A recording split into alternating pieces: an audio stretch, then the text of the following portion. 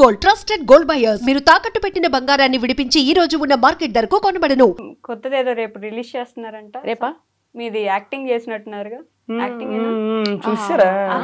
చూడకుండా అంటానా? బేసిక్గా అది ఆ ప్రోమో వస్తుంది రేపు పొద్దున్న, వేరే వాళ్ళ సింగింగ్. ఓకే, మమ్మల్ని యాక్టింగ్ ఏమంటే చేసొచ్చు. కాదండి, మీరు పూర్తిగా జబర్దస్త్ నుంచి ఈ షార్ట్ ఫిల్మో లేకపోతే సాంగ్స్, అది కూడా ఫోక్ సాంగ్స్ ఎందుకని చూస్ చేసుకుంటున్నారు? అట్లేం లేదండి, బేసిక్గా అది ఎప్పుడు ఉంటుంది. మనం రెగ్యులర్గా ఈ సాంగ్స్ చేయాలి అని కాదు. ఓకే, ఫస్ట్ నుంచి మనకి సాంగ్స్ అనేది కొంచెం ఇంట్రెస్ట్, అలాగే ఇష్టం. ఫస్ట్ ఆఫ్ ఆల్ ఈ తెలంగాణ ఫోక్ అనేది నాకు ఇష్టం. బేసిక్గా నాది ఆంధ్ర, నాకు తెలంగాణ ఫోక్ అంటే ఇష్టం. ఓకే, ఓకేగా తెలంగాణ అమ్మాయి అన్న కూడా ఇష్టమే. రెండో తప్ప ఫస్ట్ అంటే ఇష్టం నాకు. ఎస్, దీనికోసమే ఫ్రెండ్స్. మీరంటే ఇష్టం లేదంట. పైకల్లా చెప్తాడు కానీ లోపల ఉంటది. నీ దండం పెడతా నన్ను అడిగింది చెప్పని. సో అయితే ఇంకా సాంగ్స్ అంటే ఇంట్రెస్ట్. ఫస్ట్ ఒక సాంగ్ చేసాం.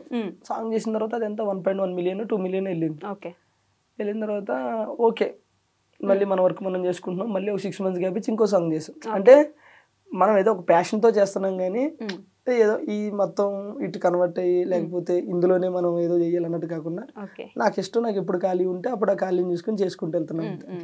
అంత స్పెసిఫిక్ గా దీనికోసం స్పెసిఫిక్ అంటే ఇష్టం, అవంటే ఇష్టం. కాకపోతే మనకు ఖాళీ ఉన్నప్పుడు అప్పుడప్పుడు ఒకటి అన్నట్టు. ఓకే, బట్ లిరిసిస్ట్ గా సింగర్ గా అలా మారిపోతూ ఉన్నట్టున్నారు. నేనే షాక్ అయినా. ఈయన బాధపడకు బెంగపడక లిరిక్స్ రాసినప్పుడు, అంటే ఫీమేల్ లిరిక్స్ మాత్రం దేవకమ్మ గారు రాసిరు, మేల్ లిరిక్స్ లేవు. ఓకే, ఈయన రాసిండు. నాకు అది అక్కడ మ్యూజిక్ కూడా దేవకమ్మవే అప్పుడు స్టైల్ ఉండే, ఫస్ట్ స్టైల్ అవి ఉంటే నేనేం చేశాను, వాటిని మళ్ళీ మన జనరేషన్ తగ్గట్టుకు మార్చడం.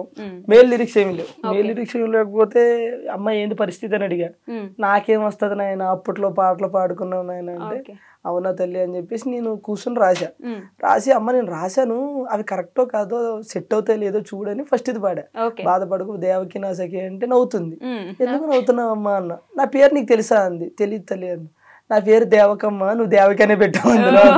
అయ్యో తెలియదమ్మా, ఏదో ఆటోమేటిక్గా రాశాను వచ్చానని చెప్పి.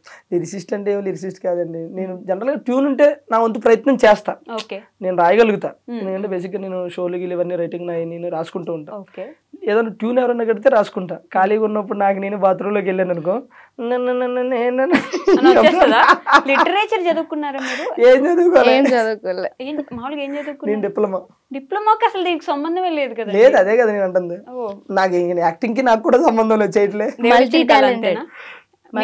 మీ ఇంట్లో ఎవరికైనా ఇంట్రెస్ట్ ఉంది లేదా అప్పట్లో లిటరేచర్, అది సాహిత్యం? ఎవరికి లేదు. అంకుల్ పాడతారన్నమాట. మా నాన్న జస్ట్ పాడతాడు, బాగా పాడతాడు మా నాన్న. అక్కడ నుంచి కొంచెం అట్లా పాడడం వచ్చింది. లిరిక్స్ రాయడం అనేది గ్రేట్, నేనే ఒప్పుకున్నా. దాని తర్వాత ఇంకొక సాంగ్ ఇప్పుడు కాదు కానీ ఈ సాంగ్ టోటల్ గా ట్యూన్ లిరిక్స్ అన్ని నేనే రాశా. నెక్స్ట్ ఇప్పుడు వచ్చేది, రేపు వచ్చేది కాదు, త్వరలో వస్తుంది. అబ్బిగో అని, అబ్బిగో సాంగ్ అని చెప్పేసి త్వరలో వస్తుంది. అది కూడా స్టార్టింగ్ ఒక లైన్ దేవకం దగ్గర తీసుకున్నాము, అంటే రబ్బిగో అని చెప్పేసి అది ఒక్క లైన్ అమ్మ దగ్గర తీసుకున్నాము. దానికి ముందు మొత్తం స్టార్ట్ నుంచి ఎండ్ వరకు నేను ట్యూన్ అనుకుని నేనే లిరిక్స్ రాసి, నేను లిరిక్స్ రాసినవి ఒక 3 songs ఉన్నాయి. అవి యుద్ధం చేయబోతున్నాయి నెక్స్ట్. అది త్వరలో, అంటే జనాలు ఎంతవరకు యాక్సెప్ట్ చేస్తారని చూడాలి. ఒకటైతే ఒక్క సాంగ్ ఉంది, ఆ సాంగ్ అయితే అందరికీ నచ్చుతుంది. ఐ థింక్ మీ అమ్మాయిలకి నచ్చకపోవచ్చు, ఎందుకంటే అది మీ మీదే రాసి ఆపోజిట్ గా. అమ్మాయిలు ఎట్లా మోసం చేస్తారండి? ఇంకా అది చెప్తే కదా యాక్సెప్ట్ చేయడానికి. నాకు చెప్పలేదు. అది ప్రేమ అంటే అది కదా, ఇది పిచ్చోళ్ళు రేపు పోరలు అంటే పూర్తిగా చెప్పలేదు, జస్ట్ పల్లె వరకు ఉంటది కదా, అది చెప్పారు. సో ఆ సాంగ్ అయితే జనాలందరికీ నచ్చుతుంది నేను అనుకుంటున్నాను. అబ్బాయిలందరికీ నచ్చుద్దని చెప్పాలి మీరు. నాకు తెలిసి మీరు కూడా కనెక్ట్ అవుతారు, మీరు చేసే ఉంటాయి అందులో. సీరియస్ గా మీరు చేసి అది వద్దులే, ఇంకా సీరియస్ గా మీరు చేసే ఉంటాయి అన్నమాట. అలా అందరు అమ్మాయిలు చేయరు అబ్బా, కొందరు జెన్యూన్ గా ఉంటారు. అలాగని అందరు అబ్బాయిలు పర్ఫెక్ట్ గా ఉండరు. ఓకేనా? ఒక 2 లైన్లు పడతా సాంగ్, మీరు కనెక్ట్ అవుతారు చూడండి. ఒక అబ్బాయి అంటే సాంగ్ లోనే డార్లింగ్ రీఛార్జ్ చేసి వచ్చిందా అన్నాను. అనగానే అమ్మాయి లవ్ యూ డార్లింగ్ అనగా నేను పడిపోతాడు. అట్లా పడిపోగానే రీఛార్జ్ చేసేది ఒకడో మామ, సొల్లేయడానికి ఇంకొకడో మామ, డేటింగ్లు డ్రాపింగ్లు ఒకడో మామ, బీటింగ్లు డేటింగ్లు ఇంకొకడో వద్దొద్దురా ఈ ప్రేమలొద్దురా, వద్దొద్దురా ఈ ప్రేమలొద్దురా, ఈ టైప్ లో ఉంటది అన్నమాట. సో కాబట్టి జనరల్ గా లేడీస్ ఏం చేస్తారో అవన్నీ అందులో ఉంటాయి. ఏ అబ్బాయిలందరూ మంచి పద్ధతులు, ఓన్లీ వాళ్ళు మాత్రమే సాంప్రదాయాన్ని శుద్ధ పూసలా పూసలు కాకపోవచ్చు కానీ పూసలు మేము పూసలు అమ్ముకునే వాళ్ళమా? అది నేను చెప్పాల్సిన అవసరం లేదు, నేను చూస్తే అర్థమవుతుంది. హలో సో అట్లానే కాలే కానీ అంటే ప్రజెంట్ ట్రెండ్ కి తగ్గట్టు ఇప్పుడు మన రీసెంట్ గా కొన్ని ఇన్సిడెంట్లు చూసాం. ఒకప్పుడు 30 years పైబడినోడు కానీ లేకపోతే 20 years వచ్చినోడు కానీ పెళ్లి పెళ్లి అప్ప ఇప్పుడు పెళ్లి చేసుకోవాలని ఉండేది. ఈ మధ్యన కొన్ని ఇన్సిడెంట్లు చూసిన తర్వాత పెళ్లి అంటే వద్దంటున్నారు. ఎందుకంటే పడుకున్నప్పుడు పీకలు కొడుతున్నారు, లెగిస్తే తలకాయలు బద్దలు కొడుతున్నారు. ఇక వాళ్ళైతే పిచ్చి పిచ్చిగా ఎంజాయ్ చేస్తారు ఈ సాంగ్. పెళ్ళంటే గుర్తొచ్చింది, మా ఖచ్చితంగా మిమ్మల్ని ఈ క్వశ్చన్ అడగపోతున్నాను, కొడతారు కాబట్టి. పెళ్లి ఎప్పుడు చేసుకోబోతున్నారు మీరు ఇద్దరు? త్వరగా మంచి సంబంధాలు రావాలి ఇద్దరికి. All the best. Thank you. Develop అయిపోయారు ఇద్దరు మరి అట్లే లేదండి. బేసిక్ ఇలా ఎన్ని ఇంటర్వ్యూస్ లో చెప్తావు అని చెప్పేసి కళ్యాణం వచ్చినా కక్కు వచ్చినా ఆగదు అంటారు. అది వచ్చే టైం వస్తే అది వస్తుంది. అంతేగాని మీరు ప్లాన్ చేయట్లేదు. మనం ప్లాన్ చేస్తే ఏది అవ్వదు, చెప్తున్నాను కదా. మనం మీరు ఎప్పుడైనా సార్ లైఫ్ లో గుర్తుపెట్టుకోండి, ఒకటి మనం ప్లాన్ చేసి దాన్ని రీచ్ అవ్వాలంటే అవ్వలేదు. ఓకే, ఒక్కోసారి అనుకోకుండా అవుతాం. మీరు ప్లాన్ చేయకుండా అయినవి ఏంటలా మీ లైఫ్ లో? నేను ప్లాన్ చేయకుండా అయినవా ఏమీ లేవు, మరి ఇప్పుడు ఏమీ లేవు. ప్లాన్ చేసేయనియా? అట్లా కదా, అంటే ఈ వీటి గురించి నేను చెప్తుంది. ఓకే, నేను ఐ థింక్ నేను మనం రెగ్యులర్ గా ఏదైనా సరే కష్టపడితేనే మన దగ్గరికి వస్తా, అది వేరు. నేను అంటే ఇవి ఉంటాయి కదా, ఇప్పుడు మనం ఇల్లు కొనాలన్నా పెళ్లి చేయాలనుకున్నా అవి మనం ఏదో అనుకుంటాం, కానీ అది మనకు సెట్ అవ్వదు. అవ్వాలనుకున్నప్పుడు అవుతుంది. నేను ఒక టైంలో ఇల్లు కట్టాలి కట్టాలి కట్టాలని ఎప్పుడు మేము చిన్నప్పటి నుంచి అనుకుంటానే ఉన్నాం, కానీ అప్పుడు మా దగ్గర డబ్బులు లేక మేము కష్టపడలేక సో అది అక్కడ ఎప్పుడైంది అయ్యినప్పుడే అయ్యింది, అయ్యింది. సో పెళ్లి కూడా అంతే. ఇప్పుడు మా పెద్దమ్మ వాళ్ళ అబ్బాయికి కానీ వాళ్ళకి కానీ పెళ్లి చేయాలని ఒక 40-30 సంబంధాలు చూశారు, కానీ ఎక్కడ సెట్ అవ్వాలి అక్కడే సెట్ అవుతుంది. పెళ్ళు ఇల్లు ఈ రెండు అవి అవ్వాలనుకున్నప్పుడు అవి అవుతాయి అంతే. ఇల్లు కట్టి చూడు, ఇల్లు కట్టి చూస్తుంది ఆల్రెడీ ఇల్లు కట్టి. నేను అదే అక్కడికే వెళ్తున్నా ఇప్పుడు. నేను బొప్పలపల్లి వెళ్తున్నారా? మీరు జబర్దస్త్ మానేశారు అనుకున్నాను, లేదు ఇక్కడ వేస్తున్నారు. నా నరాల్లో జబర్దస్త్ ఉంటది, నరాల్లో కొన్ని నరాల్లో సాంగ్లు ఉంటాయి అప్పుడప్పుడు.